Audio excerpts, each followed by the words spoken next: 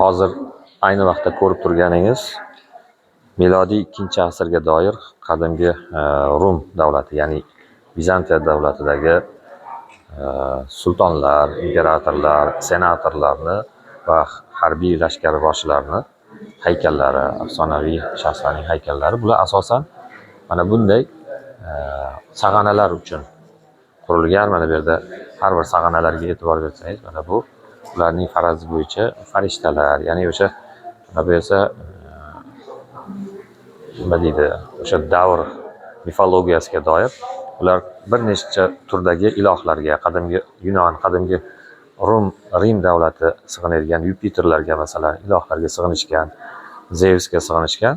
O'shanday mifologiyasidagi tarixiy shaxslarni haykallarini qabr toshlariga o'yib ishlangan.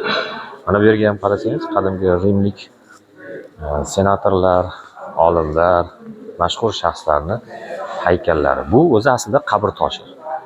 Qabr toshi mashhur shaxslar, xalqqa, hammaga tanish bo'lgan shaxslarning qabr toshlari. Endi oddiy insonlar bunday qabr toshi yasata olmagan. Ham bu Pamukkale'da oddiy insonlarning qabrini ko'rmadik. Balki bo'lgan bo'lsa ham zamonlar osha yo'q bo'lib ketgandir. Bu toshdan qurilgan ekan, taxminan 15-20 metrdan baland tosh qala. Bu hozirgi kunda Pamukkale muzey sifatida foydalaniladi. Mana bu yerda esa o'sha davr nimalari, afsona, qadimgi mifologiya. Bu haykalga men hayron qoldim. Juda katta ishlangan ekan. Bitta oyog'i yo'q. Mana bu yerda mana bitta oyog'i bor. Menimcha bu Zeus haykalimi yoki qaysidir afsonaviy shaxsning haykali bo'lsa kerak. Yoki Geraklning haykali ham bo'lishi mumkin.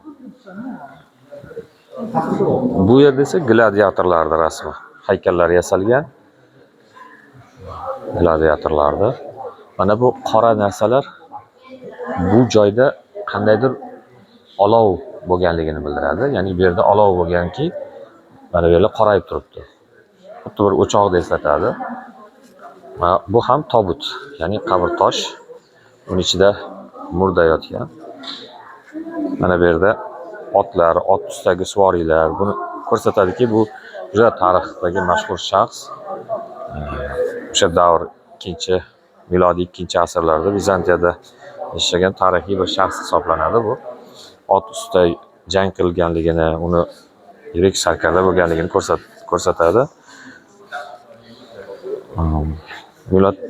Milodiy 3-asrga doir ekan bu. Xitoylik mehmonlar ham ko'p. Bu ham qabr tosh. Mana bu yerda yana bitta narsa men e'tiborimni tortdi. Mana bunga e'tibor bering.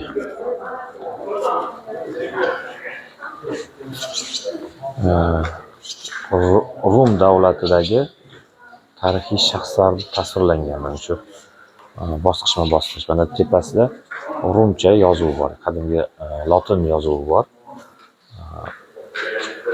Bu qabr toshi ekan. Bu ham qabr toshlari. Mana yerda tabib ayolni haykali tasvirlangan.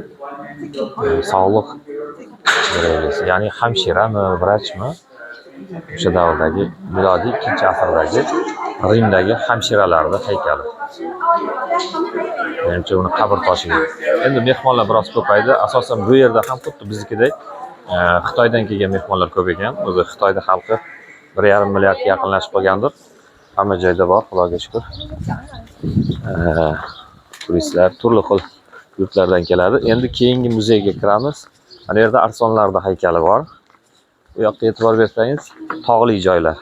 Tog'da qarang qanaqa go'zal tabiati, archalar. Endi kuchuk eserlar saloni deb, ya'ni kichik madaniy yodgorliklarni kirib ko'ramiz. Ular katta-katta haykallar edi. Endi kichik haykallarda nimasi bor? Mana men sizga o'zim ko'rsataman. Biroz qorong'u bo'ldi mana.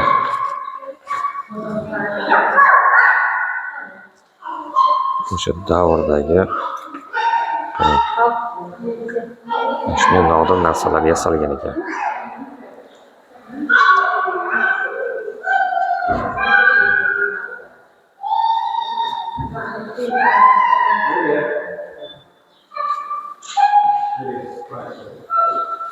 Ayollar taqinchoqlari ekan mana bular. Taroqlarni qarang. O'sha davrda ham ayollar bo'yanib, bezanib, go'zal bo'lib yurishgan. Mana bu menimcha duxilari, har xil xushbo'y narsalar bo'lsa kerak. Bu esa adashmasam bu oy chiroqlar. Bunaqa kichkina ko'zalar, ko'zachalarni birinchiman. Surmalar deydishi bo'lishi ham mumkin. Bu qo'llarga taqadigan bilaguzuklar.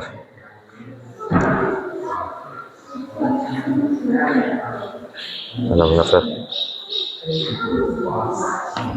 Buni egalari, bu taqinchoqlarning egalari allaqachon yer ostidalar.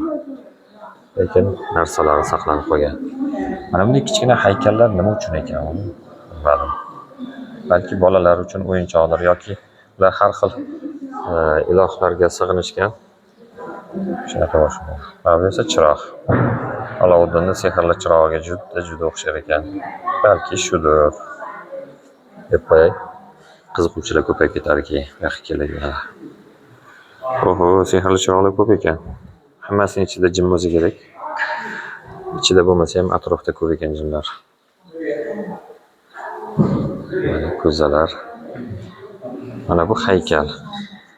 Haykallar bularga menimcha qadimgi rimliklar sig'ingan mana shunga. Sig'inishgan. Ko'zalar. Ajoyib arxitektura. Ajoyib kulollar. Berish kerak.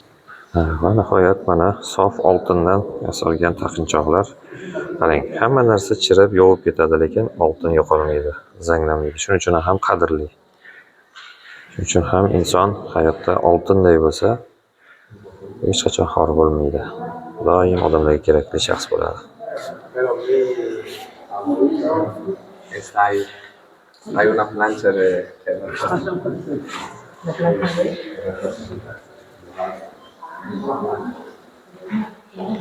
Mana bu yerda ham tillardan yasalgan ayollar taqinchoqlarimi yoki bu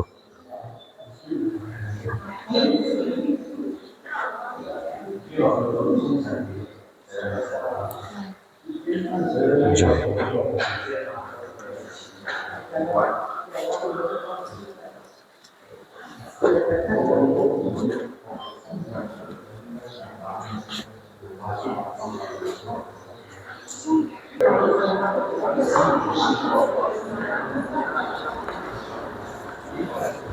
Toshdan yasalgan taqinchoqlar.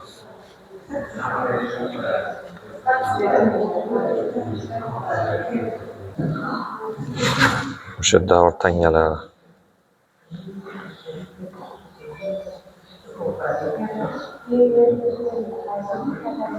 Rimliklarda Rim podsholari muhrlari bosilgan tangalar. Kumush tangalar.